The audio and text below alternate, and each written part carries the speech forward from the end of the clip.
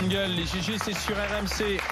C'est sur RMC Story et avec Anas Kazib, Joël Dagosseri et Mourad Boudjelal.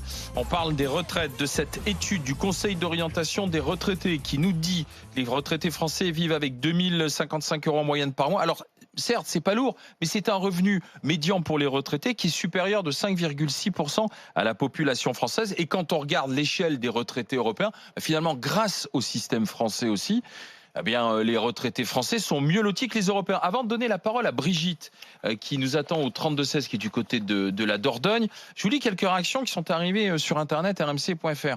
Alors, à la limite, ces réactions, c'est « choisis ton camp hein. ». Vous allez voir, ça donne dans la mesure. Hein. Irlandais qui nous dit « on a bossé 44 ans pour la plupart. On a cotisé pour avoir une retraite décente. Il n'y a aucune raison aujourd'hui que l'on paye pour les entrepreneurs qui ne veulent ni embaucher, ni augmenter les salaires, et en fait, s'en mettre plein les poches. Alors, donnez du travail aux Français, à l'économie et foutez la paix aux retraités, me dit-il, à ceux qui ont bossé pour vous. Voilà ce qu'il m'écrit Irlandais sur Internet, rmc.fr. Les retraités. Ouais. Enfin, en même temps, les patrons qui ne veulent pas embaucher, c'est peut-être des fois aussi parce qu'ils n'ont pas le chiffre d'affaires nécessaire pour embaucher. Ça peut arriver. Hein. J'ai Raphaël qui nous dit « Bonjour, les retraités ne pensent qu'à eux. Au lieu de se battre pour leurs petits privilèges, il ferait mieux de se battre pour l'avenir aujourd'hui de leurs enfants afin justement de ne pas être obligés de les aider. » Voilà ce que m'écrit Raphaël. Bravo Raphaël. Je sens un vent de... Je sens que dans le public, il y a quelques retraités. Je te dis, c'est choisi. Je sais pas, mais j'ai l'impression. Je te dis, c'est choisi ton corps avec les mails. Attends, Vérène qui nous écrit. Et attendez avant de hurler, laissez-moi lire le message. Salut les grandes gueules. Je n'en peux plus de la génération des baby boomers, les enfants gâtés de la République et qui se plaignent comme des capricieux. Qui a profité du plein emploi dans les années 60-70? C'est eux, et ils ont massacré la planète avec la surconsommation, m'écrit Vérène sur Internet rmc.fr. Voilà. Ghislaine nous dit... Ghislaine nous dit... Pourquoi devrait-on toujours comparer avec le bas? Peut-être devrions-nous être payés, nous les retraités, comme les Roumains. On a peut-être connu le plein emploi, mais on a été les premiers à nous priver, selon notre classe sociale, pour que les enfants, nos enfants, puissent faire des études supérieures.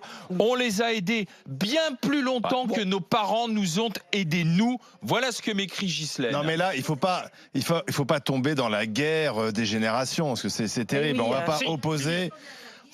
On va opposer les seniors. Mais on nous attaque, jeunes. Moi j'entends derrière toi. On nous attaque, c'est ce qu'on nous dit. Non, mais le problème, c'est que dans ce pays-là, tout le monde n'est pas logé à la même enseigne. Par exemple, le départ à la retraite, l'âge de départ à la retraite, c'est un sujet tabou. Hein. C'est-à-dire qu'aujourd'hui, en 2019, on part plus tôt à la retraite qu'en 1981, quand on vivait moins longtemps. C'est complètement absurde, tout le monde le sait, mais on bouge pas parce que c'est un sujet tabou.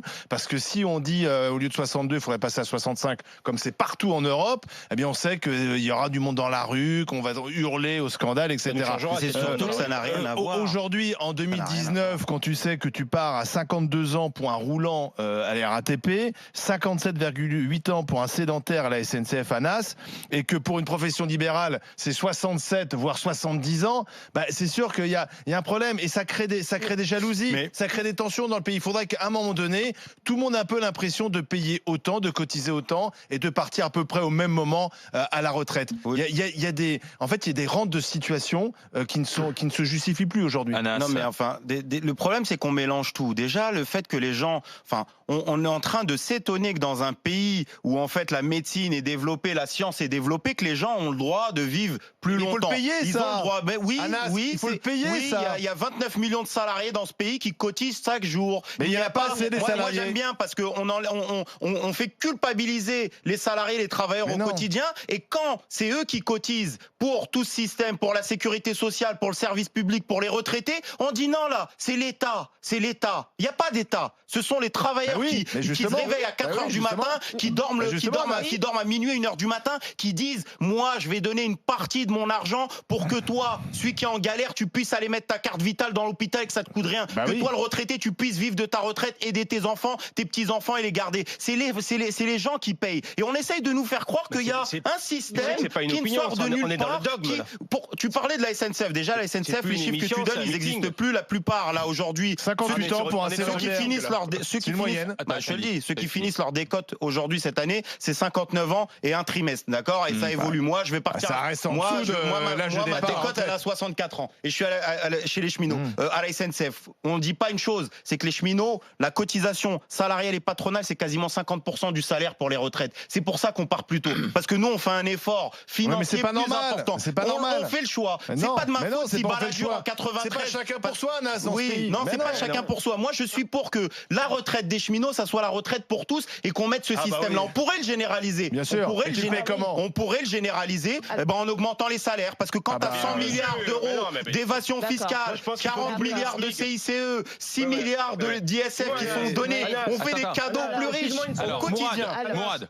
Quand tous les créateurs d'emplois et les créateurs de richesses auront fui le pays, tu vas les remplacer, toi? Ils fuient le pays déjà. Tu vas les remplacer, toi? Qui va les remplacer? Qui va remplacer qui? Les créateurs d'emplois et les créateurs de richesse, quand ils auront fui le pays parce qu'on est dans une économie mondialiste, est-ce que tu vas les remplacer, toi? Est-ce que tu vas aller prendre des risques? Est-ce que tu vas les recruter? Est-ce que tu vas aller te porter caution à la banque sur peut-être de l'argent que tu n'as pas? Et la chose que je trouve le plus grave à ton âge, c'est qu'aujourd'hui tu viens de dire en direct que tu sais ce que tu feras à 64 ans. Ça pour moi c'est très grave, tu vois, parce que moi quand j'avais ton âge, mon idéal c'était de ne pas savoir où je serais à 64 ans. Moi je peux traverser la rue et mourir. Tu viens d'expliquer qu'à 64 ans tu serais retraité de la SNCF. Ce manque d'ambition, il me fait très peur. Il me fait très peur. Ne dis pas n'importe quoi, Mourad. Tu viens de le dire. À 64 ans, j'aurai ma retraite à la SNCF. Mais moi, j'ai jamais rêvé, quand j'avais 20 ans, quand j'avais 30 ans, de savoir ce que je ferais à 64 ans. Mais aujourd'hui, j'en ai 58. Je ne sais pas ce que je ferai dans 3 ou 4 ans. C'est ça la magie de la vie. Oui. Toi, tu fais partie de ces gens. Tu sais, la oui, France, mais Mourad, parce que toi, ça fait 20 ans que t'as pas travaillé en 3-8. J'étais moi hier de soirée. J'ai fini à 22h. J'ai fini à 22h. La 86, elle était fermée. Je suis arrivé chez moi à 23h30. Toute la semaine, j'embrasse mes enfants. Ils sont en train de dormir. Je ne veux pas de cette vie. Je ne veux pas de cette vie. Mais moi aussi, j'aimerais avoir des appartements et m'asseoir dans un stade et regarder mes joueurs de rugby jouer peinard et de me dire ah chouette, vendez des pop-corn et du Coca-Cola, mais j'irai à la retraite à 95 ans. Je m'en fous de la retraite. Mais quand tu te casses le dos, quand tu es sur les chaînes de montage, quand tu es à la SNCF, quand tu travailles quand tu es infirmière, quand tu travailles dans un meeting, je vais te répondre. Pardon. Je vais t'expliquer une chose, mon garçon. Mais non, moi j'ai travaillé de l'âge de 26 ans à l'âge de 42 ans sans prendre un jour de vacances, même pas le dimanche. Ça déjà tu dois le comprendre. D'accord? J'ai travaillé à 18 ans. Je n'ai pas pris un jour de vacances. Ensuite, quand tu parles des 3-8, moi je sais pas ce que c'est les 3-8. Je sais pas ce que c'est que les congés payés. Je sais pas ce que c'est que les arrêts maladie. T'as déjà eu des arrêts maladie, toi? Moi j'en ai jamais eu de ma vie. Je suis pas resté un jour dans ma vie couché au lit parce que je vais quand même au bureau. Quand je suis en vacances, que j'essaie de partir en vacances, je bosse. Alors il faut arrêter des stupidités et d'être dans le cliché. Parce que, et accessoirement, moi quand le mois débute, tu vois, chaque mois, au premier du mois, j'ai 4 millions à payer. Et j'ai pas le premier euro pour les payer. Et le 30, mon problème, c'est de les avoir trouvés. Et je peux te promettre qu'avec ça, tu vis pas bien. Tu dors pas bien toutes les nuits. C'est une vie que tu connais pas parce que tu es dans la caricature du patron. Ne confonds pas les salariés privilégiés qui sont des patrons du CAC 40, qui sont pas des patrons, qui sont juste des salariés privilégiés, qui n'ont pas ces soucis avec les entrepreneurs qui prennent des risques et à qui il reste il ne reste qu'à tendre la main. Et maintenant, si tu veux, je vais terminer en te disant une chose. Moi, j'ai gagné beaucoup d'argent. J'ai 3 enfants, je les connais pas. Ça vaut combien sur la fiche de paye, ça? Dis-moi combien ça vaut, je les connais pas. Mais moi, je les ai pas vus grandir. Combien ça vaut sur la fiche de paye? Mais t'as fait un choix de vie, Mourad. Moi, je veux pas faire ce choix de vie, je veux pas connaître mes enfants. J'ai été imposé parce que j'avais des centaines de salariés. J'avais des centaines de salariés sous ma responsabilité et que je devais les assumer, que vis-à-vis d'eux, j'avais une responsabilité. Et que, accessoirement, 70% de ce que je gagnais ou de ce que je gagnais pas, je le reversais à l'État. Et des fois, je le gagnais pas. Alors, moi, je savais pas comment faire. Alors, les caricatures, t'es gentil. Toi, t'es dans ton coin tranquille. T'as ta fiche de paye qui tombe tous les mois. T'as tes congés payés. T'as tes congés maladie et t'as tes jours d'arrêt parce que tu fais du syndicalisme sans jamais créer un emploi. Alors t'es gentil, les leçons, tu vas les garder. Mourad. Voilà. Alors attendez, et quand on devient délégué syndical, la première raison c'est pour devenir invirable. Alors, une battle, et s'il y a quelqu'un qui est au chaud, c'est bien toi. Octogone. Non, mais Mourad, il a cette force, c'est de défendre le patronat de manière générale et puis derrière. Je vis dans le monde réel. Non. Déjà, des deux côtés. Tu changerais jamais ta position, je te rassure. Tu changerais jamais ta position avec la mienne, d'accord? Parce que tu tiendrais pas, allez, je t'assure. Mais tu tiendrais pas. surtout incapable de prendre la mienne, c'est ça le Tu tiendrais pas en 3-8 à 1500. incapable de prendre la mienne. Non, mais parce que. Attention. Mais non, mais Moi, ma position, toi, mais pourquoi vous opposez? Non, on s'oppose pas, Mourad. J'espère que c'est pas un choix. On s'oppose pas, Mourad. Enfin, juste pour revenir sur ce qu'on disait. Enfin, faut pas opposer les salariés aux petits entrepreneurs. Moi, je suis pour défendre les petits commerçants, les petits entrepreneurs qui payent par exemple 30% de taxes quand t'as les grosses entreprises, les gros patrons qui vont en payer 5-6% en Irlande, qui vont faire de l'évasion fiscale. Sur ça, on est d'accord. 30% de taxes, c'est dans un monde imaginaire. C'est beaucoup plus. Beaucoup plus. Attention, attendez. Joël, Mourad, Anna, je voudrais qu'on écoute Brigitte parce qu'elle est avec nous. Ah oui, Brigitte. Brigitte, on l'a oublié. Non, elle est là, Brigitte. Brigitte, elle est partie faire ses courses. Non, Brigitte de Dordogne, bonjour. Bonjour, non, je suis pas partie faire mes courses, je vais justement dans ma boutique pour faire mes courses. Alors, expliquez-nous, Brigitte, retraitée, pas retraitée du côté de la Dordogne? Non, pas retraitée, j'ai que 60 ans, on n'est pas à la retraite à 60 ans. On est jeune à 60 ans. Et en tant que commerçant, encore moins. Quelle goujasse, Alain. Oui. Pardon? Allez-y, Brigitte, alors. Qu'est-ce que vous pensez de ce qu'on dit sur les retraités, de cette étude sur les retraités, alors? Toute votre discussion, si elle regroupe tous les âges ou ceux qui sont déjà à la retraite, ma génération n'est pas encore dedans. Et c'est notre génération, ceux qui ont 60 ans maintenant ou qui vont les avoir, qui vont en prendre plein la tête. Nous, le travail, contrairement à ce qu'on disait avant, j'ai envoyé plus de 300 lettres avant d'avoir un boulot. Donc non, on trouvait pas un boulot en appelant juste, en disant je viens demain. Ça, c'était la génération de ceux qui sont déjà à la retraite. Moi, j'ai une amie qui a exactement mon âge, on est la dernière génération à avoir travaillé à partir de l'âge de 15 ans, qui a tous ses points, mais qui va travailler pendant 2 ans pour la gloire, parce que ça lui rapportera rien, mais elle peut pas partir parce qu'elle n'a pas 62 ans. La retraite que l'on va toucher, faut pas oublier non plus que nous, on a travaillé entre 40 et 50 heures semaine, pas 35. Donc on a cotisé sur 40 et 45 ou 50 heures semaine, pas 35. C'est vrai. Donc effectivement, l'argent que l'on va avoir maintenant est vraiment pas proportionnel par rapport au temps de travail que l'on a donné. Donc on rattrape peu ce que les commerçants vivent maintenant. Pardon Brigitte, mais c'est toute l'erreur qui est commise. C'est-à-dire que ces cotisations que vous avez fournies ou données, on cotise pour ceux qui sont à la retraite. C'était pour ceux qui étaient à la retraite au moment où vous travaillez. Alors après, il y a les petites complémentaires qui vont sur le système à répartition ne fonctionne plus de nos jours. Mais oui, pourquoi il ne fonctionne plus? Parce que il y a un chômage de masse, il y a moins d'actifs qu'avant, et 2, il y a plus d'inactifs du fait de la durée, de l'allongement de la durée de la vie, et c'est tant mieux. Mais c'est vrai qu'on veut toujours appliquer des règles qui ont été établies quand il y avait le plein emploi et quand on mourait plus tôt. Et ça, Anas, au-delà... Je serais jamais d'accord avec toi. Mais c'est pas de l'idéologie, c'est factuel. Moi, on est tous d'accord qu'il faut essayer de sauver le système, sauf qu'il faut trouver des solutions. Anas, il est d'accord pour distribuer les richesses, par contre, il veut pas en créer.